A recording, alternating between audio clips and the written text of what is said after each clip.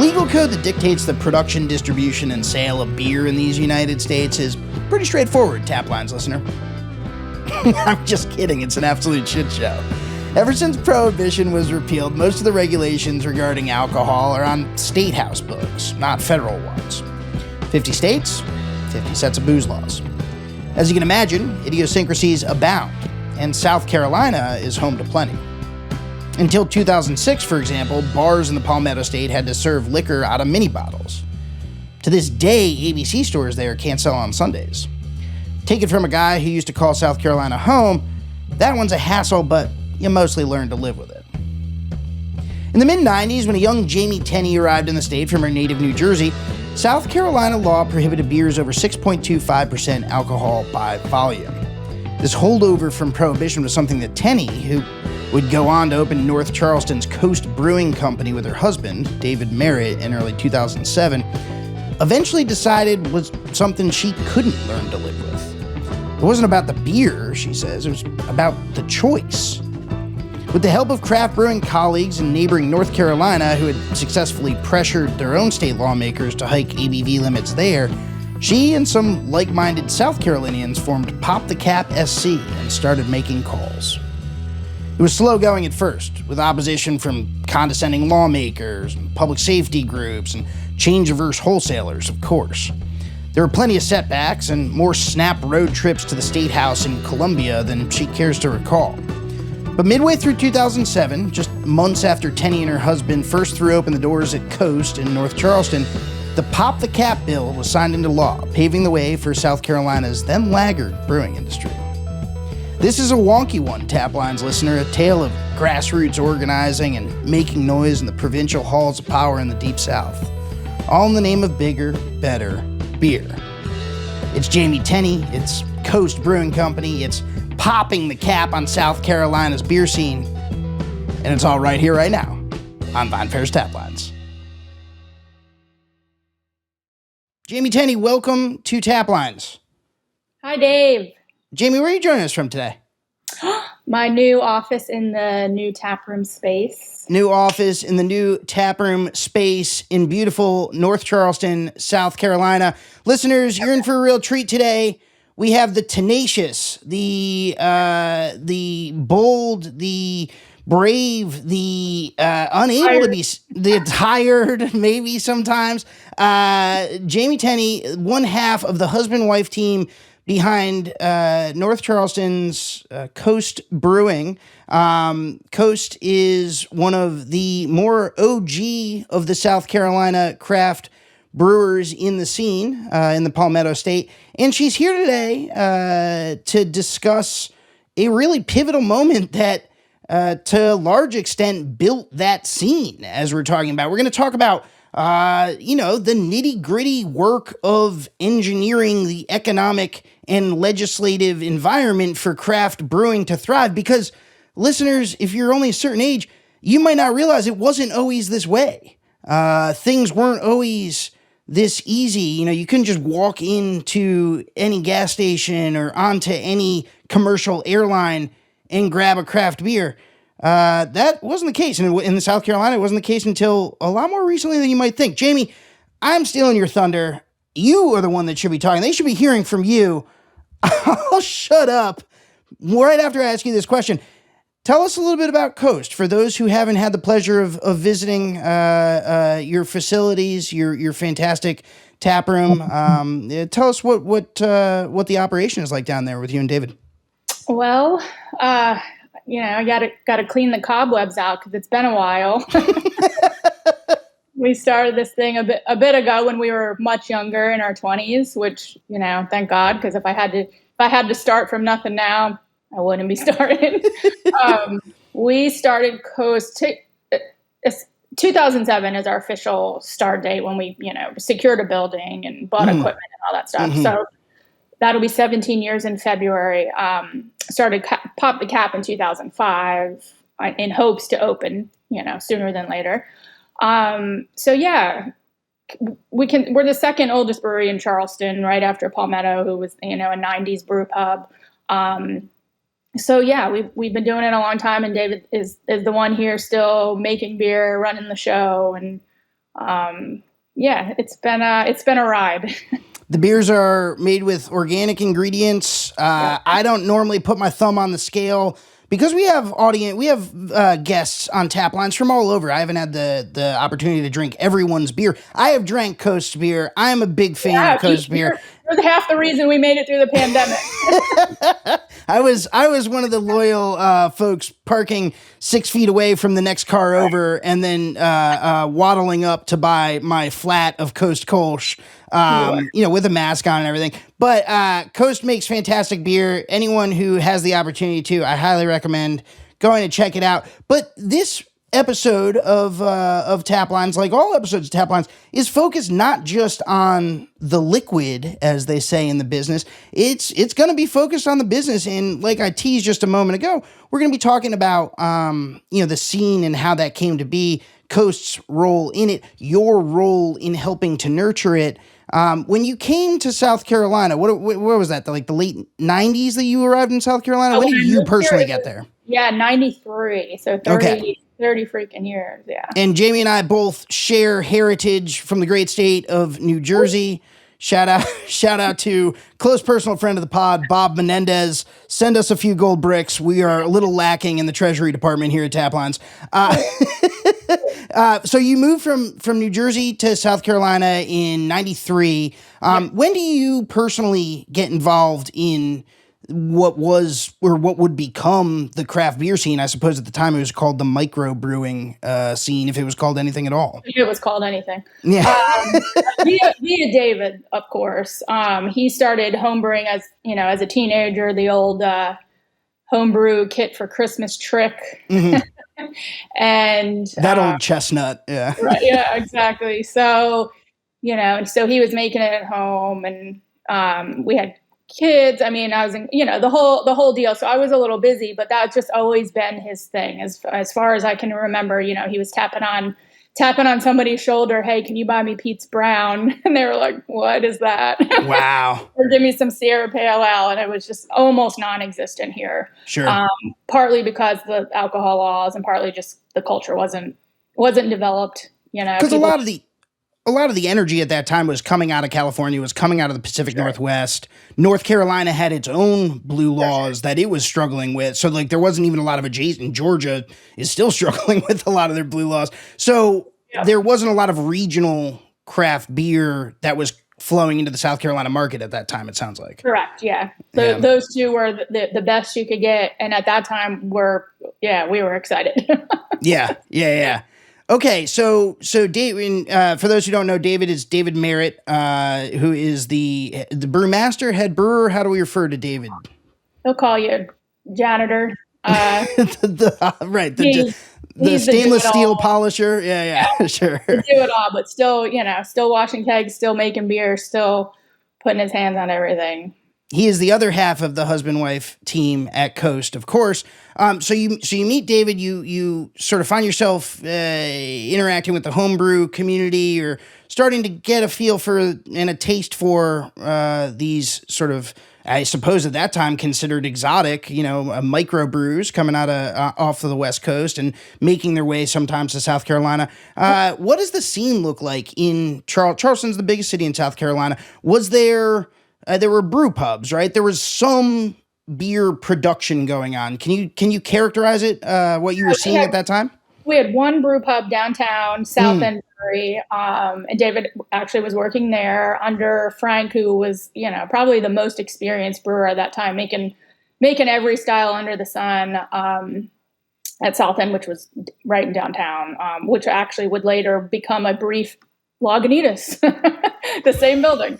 Did not last there, but that was, as far as I can remember, that was the only brew pub early on. Then there was a couple of small ones like Zebo's, if you can remember any of that, and Palmetto, which was considered a microbrewery at the time. Sure. And that was it. And a pretty strong but small homebrew scene. Mm.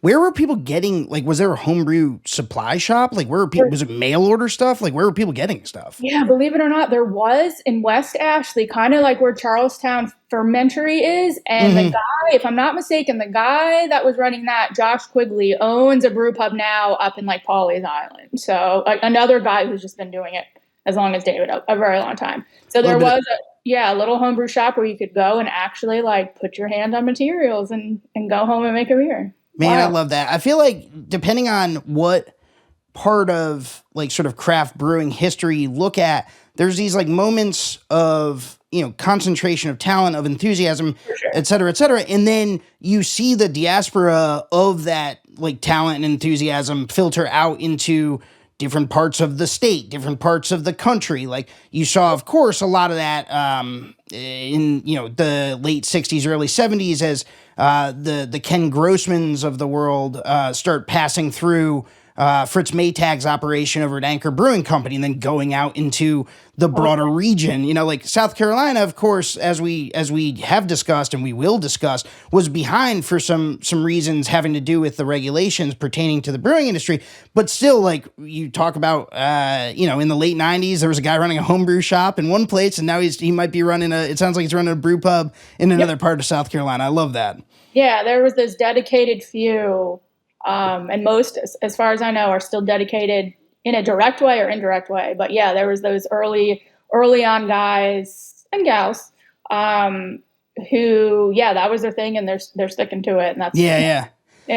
What were people drinking at that point, Jamie? Not you guys specifically, because you guys were obviously drinking one another's homebrew, or you know, maybe this Sierra Nevada and Pete's Wicked when you could get your hands on it. What are your contemporaries drinking? What's being served at the bar?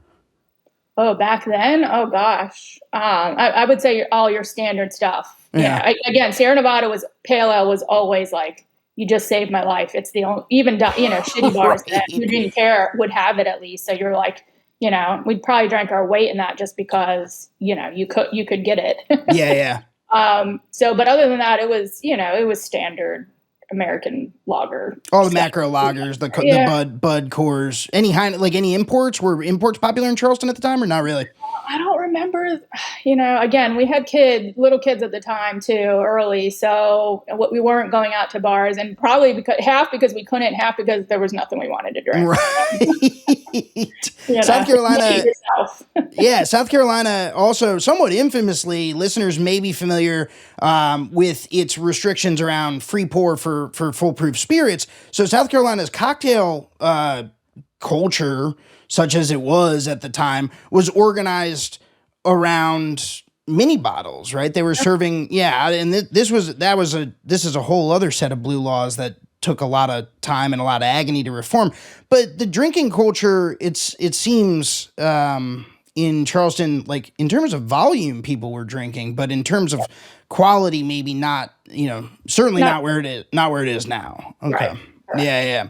So David is working where he was at South End, right? He was at South End and then Palmetto, went to beer school, came back at Palmetto, and then kind of slowly gearing up to do our own thing eventually in 2007. But again, had to change some laws for that to be realistic. Had to take a quick detour up to Columbia, South Carolina, where the state legislators meet and you know, enact policy. When do you remember, Jamie, when you first sort of came face to face with the limitations around South Carolina's like beer laws? Like, when did you first like grapple with? I mean, you probably were aware of it, maybe it was talked about. When did you like sit down and actually like figure out what the deal was?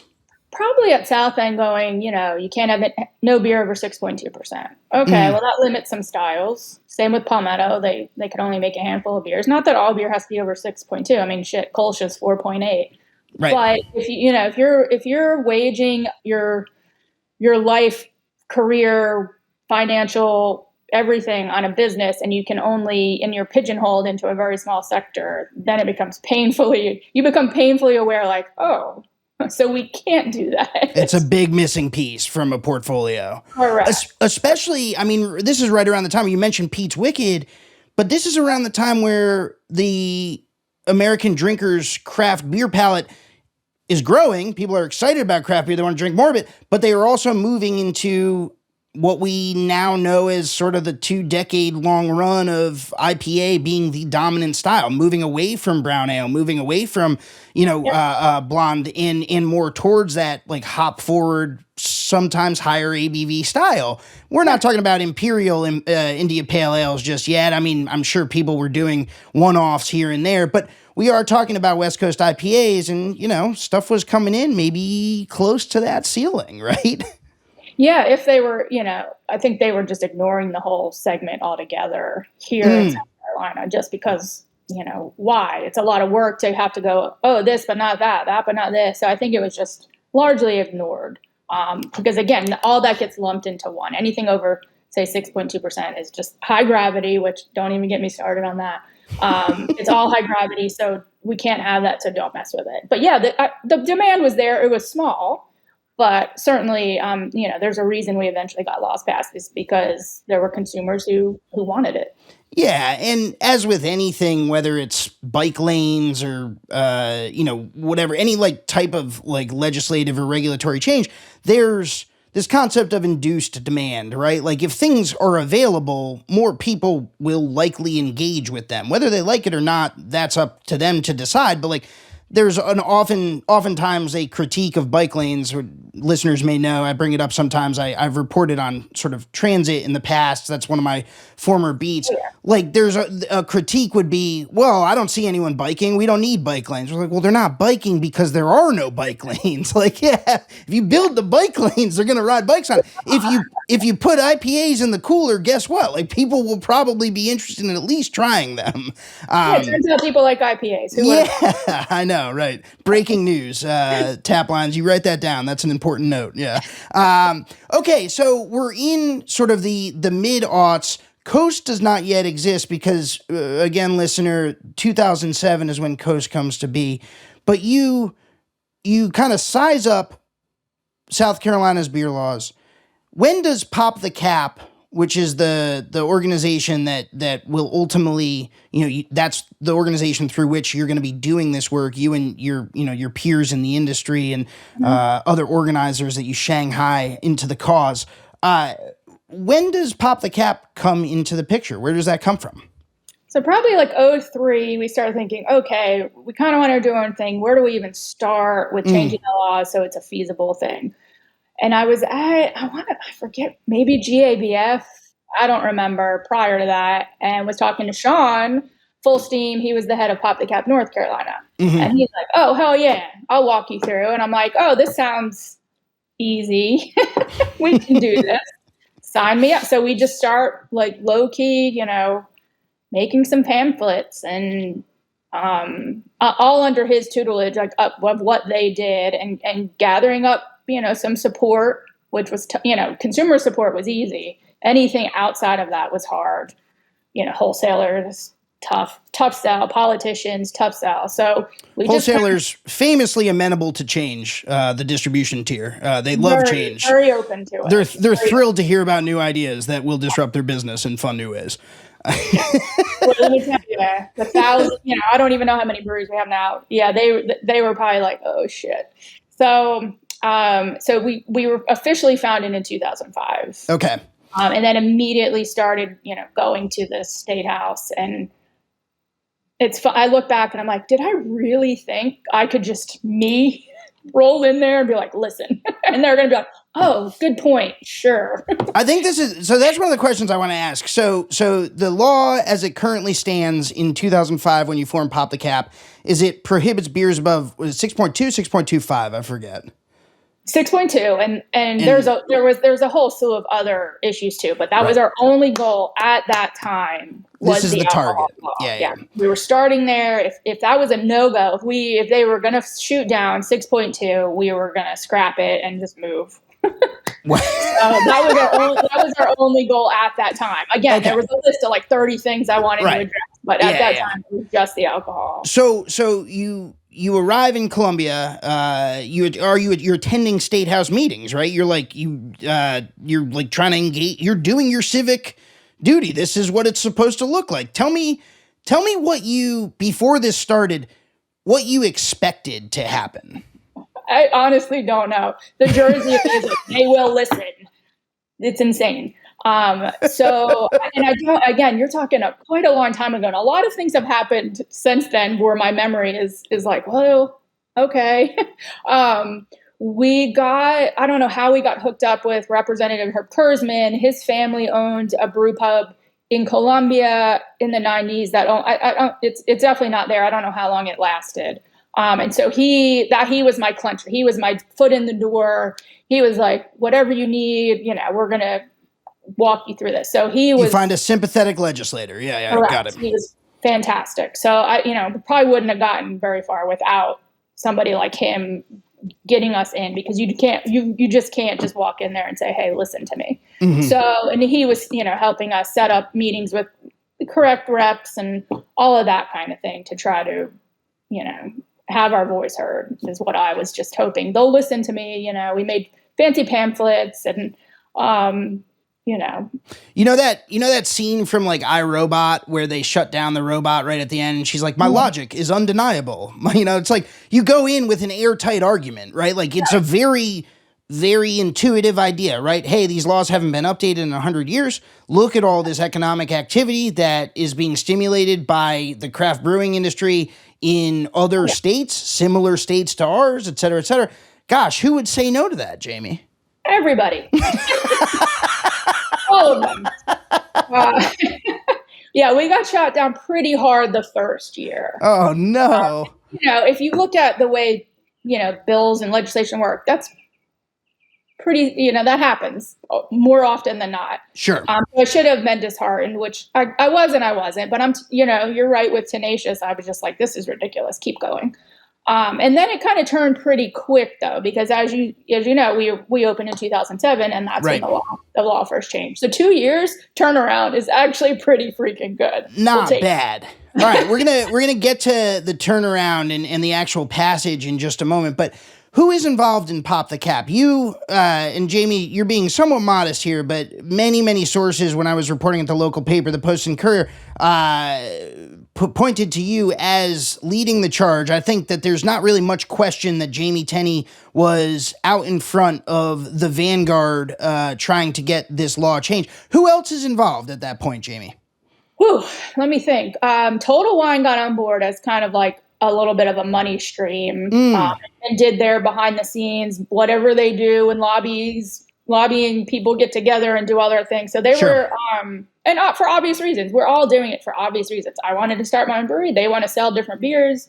Herb Kurzman, just, being who he was, wanted, fair, equitable business rights. So he was doing it just because he thought it was a right issue of what businesses should be able to do. Who else at those first 2 years? That's probably it. And some support of like, oh God, I'm trying to think of what other breweries. There wasn't even other breweries to get on board because they didn't exist quite yet. You can't press anyone into service. No one's around. No one's quite there yet. So for a nutshell, that's probably it for that particular bill. What about consumer support? I mean, you mentioned outreach.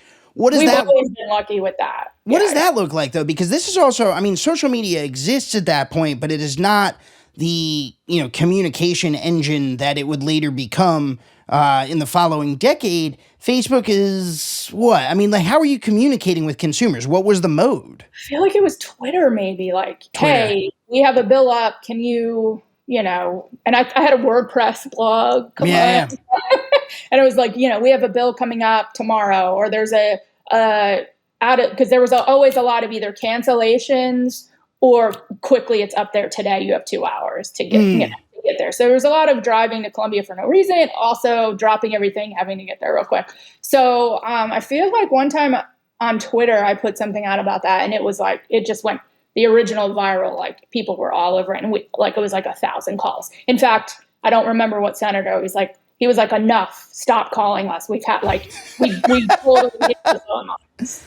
That's the best thing you can hear if you're a grassroots organizer, is that a state senator is annoyed as shit because all your supporters keep calling us off. Yeah. That's a win. You must have felt pretty good about that one. That's when I was like, okay. I did. I mean, I was like, okay, people do want this. I'm not like the only one. There's not 5 of us. There's a healthy, argument. And so that felt pretty good. I was like, all right, I think we're on to something. And so while this is happening, so 2006, the bill is put up, it fails. You lick your wounds a little bit. You decide that this is still worth pushing towards. You have consumer support. COAST is coming into being. You're probably writing the business plan. Maybe you already had it. You're fundraising. You're looking at blueprints, or you're looking at locations. Give us a sense for where the brewery is while you're also leading this pressure campaign on the South Carolina legislature. Yeah, that's exactly right. Is that, we're working our behind the scenes in hopes, and we had no money. We had nothing really to show anybody except like, we're going to try to do this the best we can. Right. We're going to make good beers. I promise. Yeah. I promise you. So, and again, I'm surprised we got any funding early on, because it was just not a thing. So yeah, we're continually working on that. David's still, brewing beer for professional, not for COAST. Am I at the biodiesel plant? I can't even remember. Which was, part of the reason we wound up on the Navy base, because I was working at a business right behind where we're at now. Mm-hmm. So, we're doing this, fingers crossed. But we signed a lease February 2007. That law had not passed yet, in hopes that it would. It did. But I definitely held my breath for a couple weeks, like, oh shit, this better, because what are we going to do then? Like, I guess we'll do it for a year and see, but not in the way we had thought. So it just had to go. It had to. To be clear, listener, COAST is not in sort of like the extreme beer tradition, quote unquote. They make excellent balanced beers. A lot of your stuff would have, even in its current form, probably would have been allowed under law. Why was it so important, Jamie, even though you weren't setting out to make massive 10% ABV, double IPAs or whatever? Why was it important for the business for this law to pass? Not even the business, more what David wanted to do with the business and what we wanted to drink. And some of that was over 6.2%. Could you imagine, like, we couldn't make hop art? That was definitely, it was the first IPA brewed in the state. It opened the door for just like, oh, hops are pretty cool. We like them. It's like, I don't know. I used to have an analogy. It's like opening a pizza place where you can only make pepperoni, but not sausage. Come on. Like, it was like, you're cutting out a good bit of, sure, we can make Kolsch. But probably, I don't know, more than half of the beers we've made in 17 years would not have flown. Yeah. Yeah. So it's extremely limiting, of course. Like, and that's it's limiting to creativity. It's also annoying. It's just it's just annoying, and it's just unnecessary. How much of this was driven by spite, Jamie? How much did you just get irritated by how dumb it was and say, by hook or by crook, this law is getting changed? It wasn't spite to begin with, even though it was still a stupid law. Yeah. Like, after some of the interactions in the State House are what you would expect, especially as a female coming in about beer. We're still a minority in the beer world. Sure. A female from New Jersey who kind of has an attitude problem a little bit. And I got a lot of what's the kind word? Not even pushback, just condescending. Brush off. Yeah, sure. So I got a honey baby. Come sit. Oh no.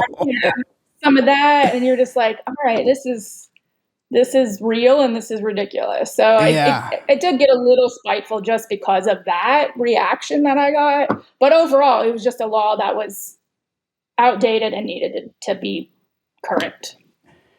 So you start building consensus around that. In 2006, the bill, it's not a law, the bill fails. Did you have an understanding about why it failed at first? Like, were you aware of who your ultimate opponent was there? Or did you get the sense, like, in other words, like, when does this come into focus for you, the players on the field? You understand what I'm getting at here? Yeah. I think so. And probably not until there's a guy, Wesley Donahue, that was really helpful in bridging that gap of being in politics, all that world that I have not only no interest in, no understanding in. And he was helpful in kind of showing where the weakness was, what's really going on. But from my memory, it was a lot of, and rightfully so, mad. And I don't want people, drunk driving either.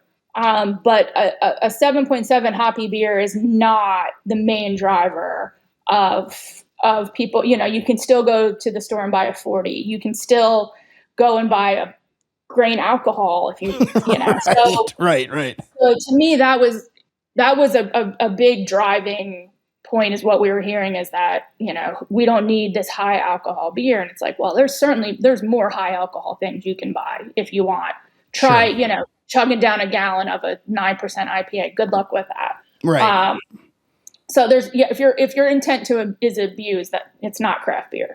All right. So that's one objection, sort of the pat, health and safety, argument, like why would we introduce more high ABV options into the marketplace? That's one objection. Are there others? What are the other things you hear when you're not hearing Honey Baby? Yeah. The wholesalers, that's, I think it was just not understanding where the future of beer was going, especially in a state that it's not, like you said earlier, it didn't exist. So how would they even know, what it is? Yep. So the wholesalers had a stink about that, and you can infer what you want there, but they're a big lobbying group, and if you don't have at least not even support, just them not against you, it's a tough road. I'll let you leave it at that, but I will not let distributors off the hook. To spell it out for Taplines listeners, in the middle tier, whether it's in South Carolina or any of the other 49 states, wholesalers are an incredibly powerful political bloc. They donate more at the state house level than suppliers or retailers by far in election cycles for the most part. They are very well organized in terms of industry initiatives and industry, potential dangers to the franchise that they do business under. And so in South Carolina, it was not, I don't think, that unique in this regard, but I joked about this earlier how they love change. No, they very much don't. And in fairness to wholesalers, they, change is hard. They have an enormous amount of capital tied up in business being done a certain way. And they have very little incentive typically to be leading the charge on change. Yeah, and they're selling what the market at that time wants, right? And a lot of it. So I get why would you change if you don't have to? If things are working out well for you, why are we messing with it? So how do you bridge that gap? What happens after the bill fails in 2006? Wesley Donahue, who I think it's worth mentioning, is this. I don't know if he's still working as a Republican operative, but he's very much like in sort of like the how the sausage gets made of side of politics. And I think it's relevant just because you have stakeholders from all over the place this is probably part of the learning process. Like we gotta find out our allies where we can find them. It doesn't. Yeah. So Wesley Donahue helps you. And Sorry, go ahead. Yeah, for sure. And I don't give, I don't care what side of whatever party you want to, be on, because it to me, it should have been an unbiased issue. Yeah. It affects a Republican beer drinker just as much as a Democrat beer drinker. It's true. But his knowledge of the inner workings of politics was incredible. So very plugged in South Carolina politics. Yeah. Very plugged in. And again, all these people are working for free at this point. None of us are, nobody's making any money off of this. So for that knowledge to come free was, we couldn't have done it without that. Yeah. But yeah, I mean, and again, he has the ability to speak across that line, and he was able to deal with those wholesalers where I could not. They weren't listening to me. In fact, they were super pissed off at me, very, very upset with me. So all of those key players are super important, and I don't think we'd be here, at least not on this timeline. We might be 10 years prior. It might have taken 10 years longer to do. Yeah. Wow. So, yeah, and it took some small wholesalers to open and say, hey, we want, if you don't want that business, we want that business. My distributor is one of those, they don't do any big house beer. They only carry craft beer.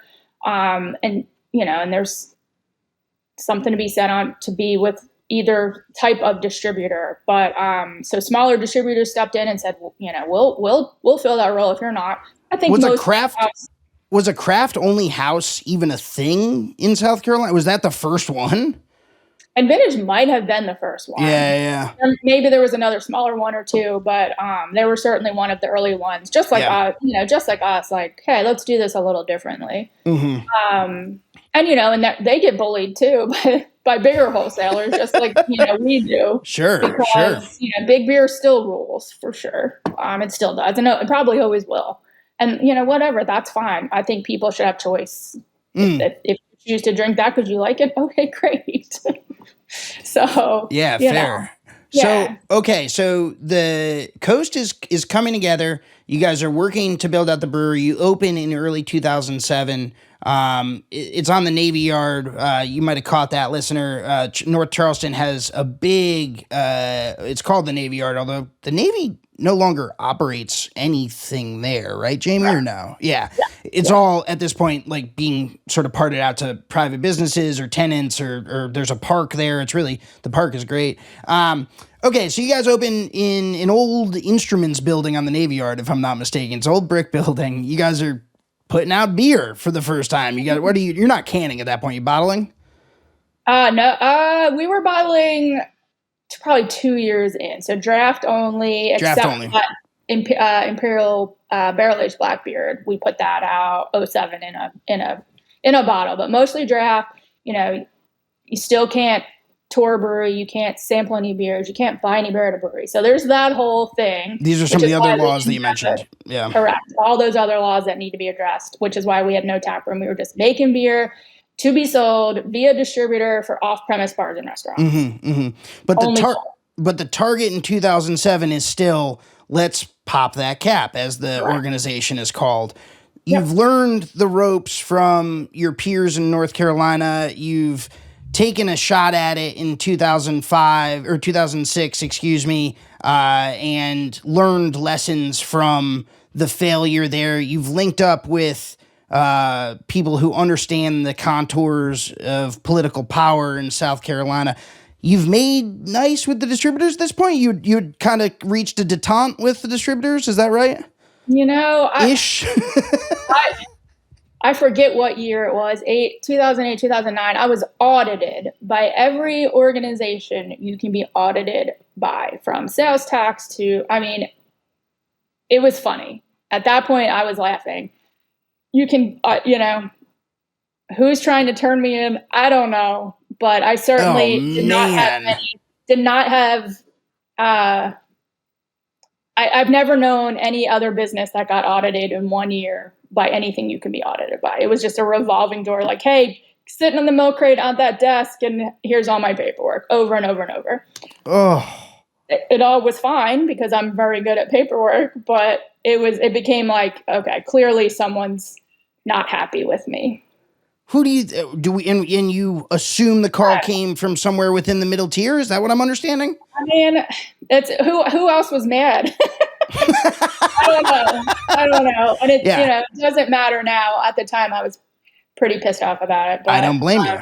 Again, change. Nobody likes it. All right. Well, enough people, enough stakeholders were behind this. Where were consumers at this point? Is support just growing? You said 1,000 calls one day to a state senator. Where is consumer support in 2007? Are you guys asking for letters written? Are you guys asking, emails? What does the campaign look like from the drinker's perspective?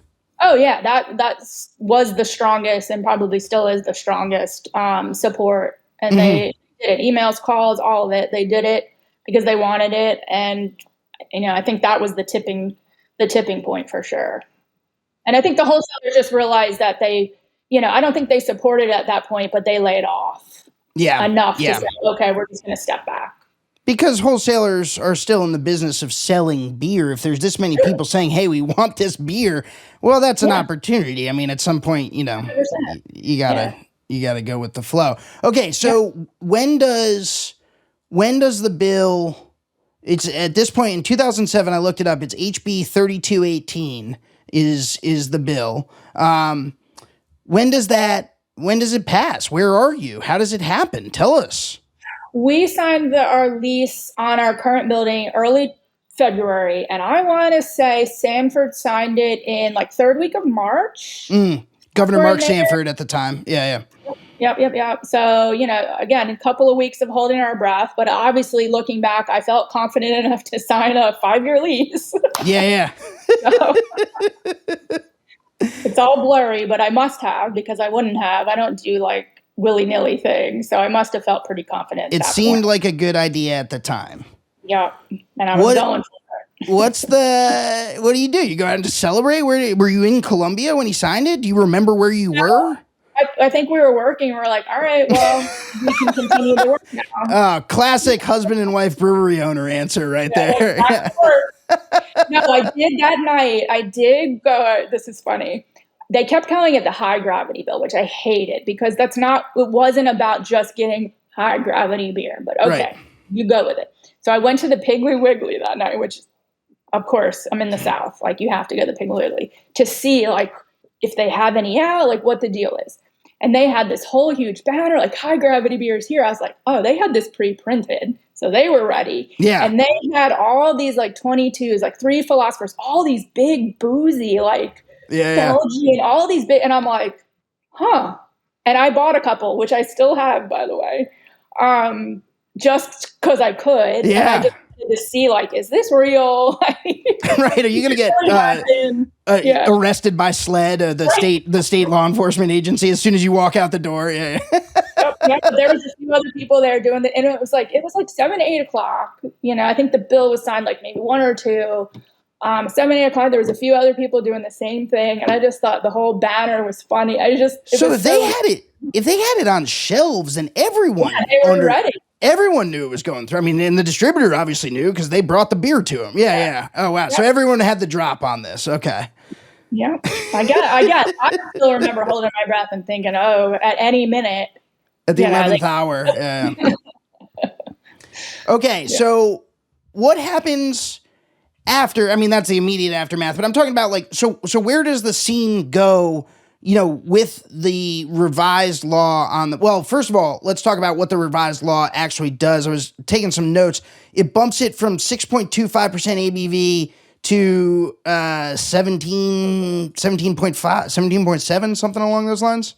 Do you remember? I think so. And 17.75. Yeah. Something like that. I always get the ABV and the ABW mixed up. But yeah, plenty enough. Like, there's not many 17% beers that I'm wanting to sip on. So it was plenty. Well, sure. It's not wide open, there's not open-ended. You had to have that limit somewhere. Who cares? That's fine. There's not many beers. You want to be messing around with that level anyway. So. Yeah. And that actually weirdly exceeded North Carolina's cap, its revised cap. Yeah, North Carolina legislature in 2005 lands at 16% ABV. And South Carolina legislature lands at 17.75% ABV. One of the vagaries or just sort of idiosyncrasies of this legislative process. We don't know how that happened, do we?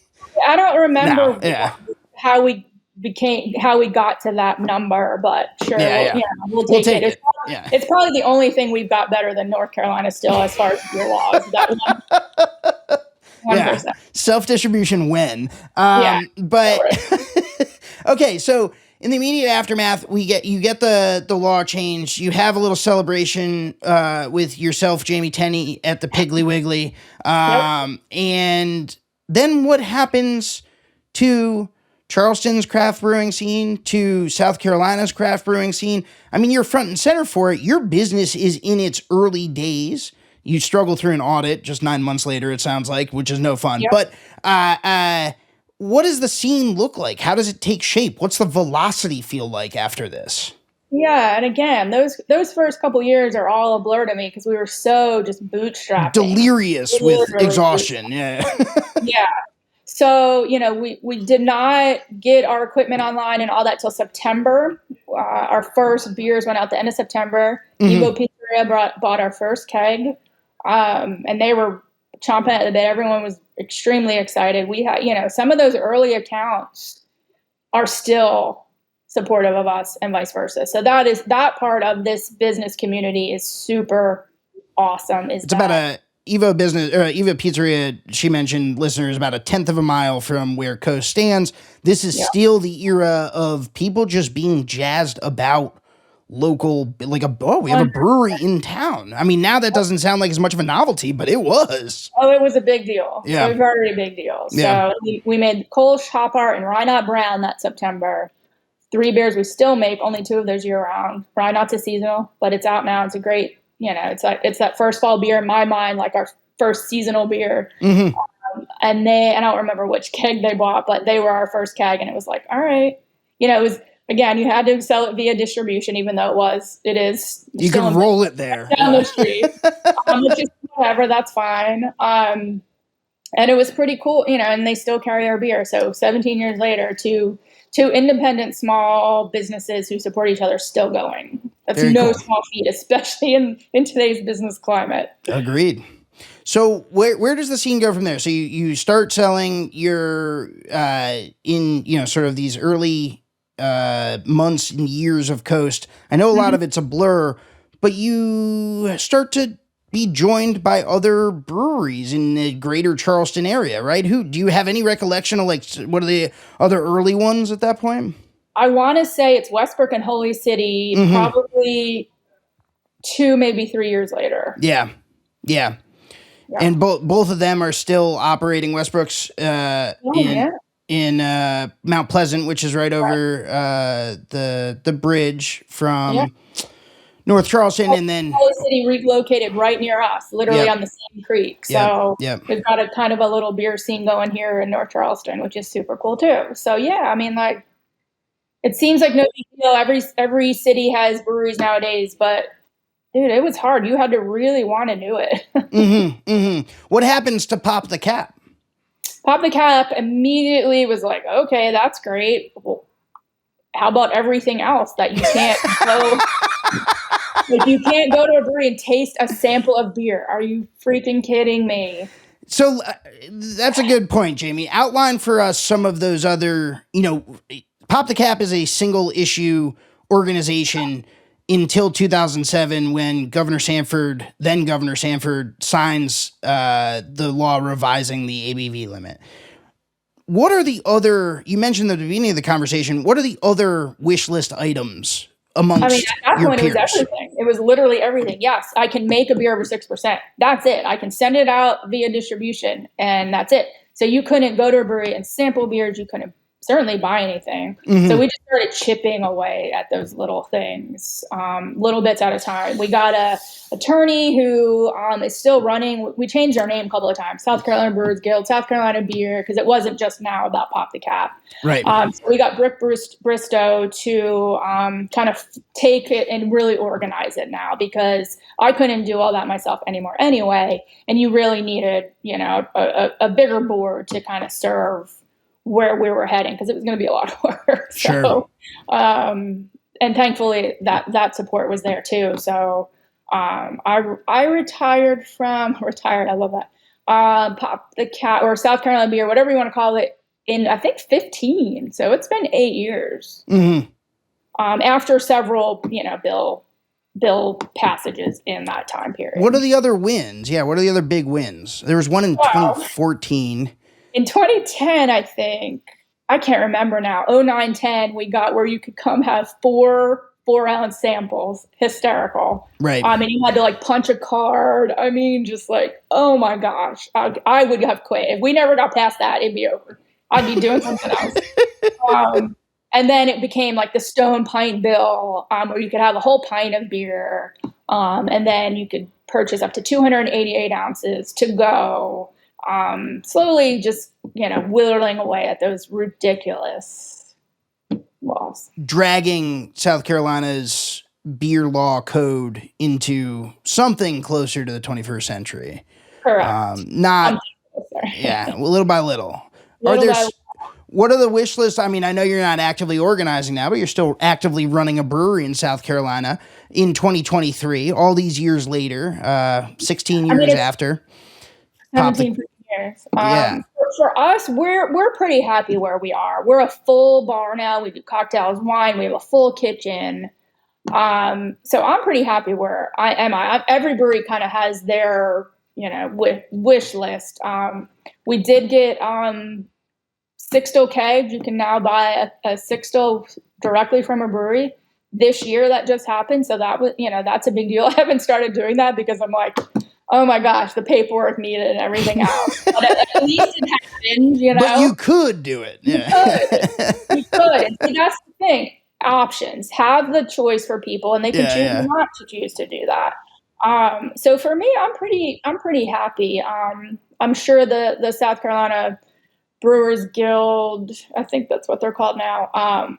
You always have to be kind of, ready to, I feel like always have to be defensive for anything that might come along to jeopardize how far you've come. Mm-hmm. So you always have to be ready for that. But as far as, self-distribution, that's great for a small brewery. That's probably not something we'll ever really do because, we've been with our distributor for a really long time. You see the work that is needed there. It's not an easy job for them either, sure, especially with the market, how much it's grown and how many, breweries, but all that stuff and the pressure that everyone's under post-pandemic and everything else. So, that's not something that's not part of a business that I want to develop. That's for sure. Right. Although it is something that some breweries may want, and currently it's not allowed in South Carolina. Not allowed. And again, you should have that option and you can choose to do that or not. Yeah. So Sure. I think that's probably a long time off from ever happening. But that's if another ever. thing. It should be an option for people. It just probably most likely will not be an option for me for Coast in general. Fair enough.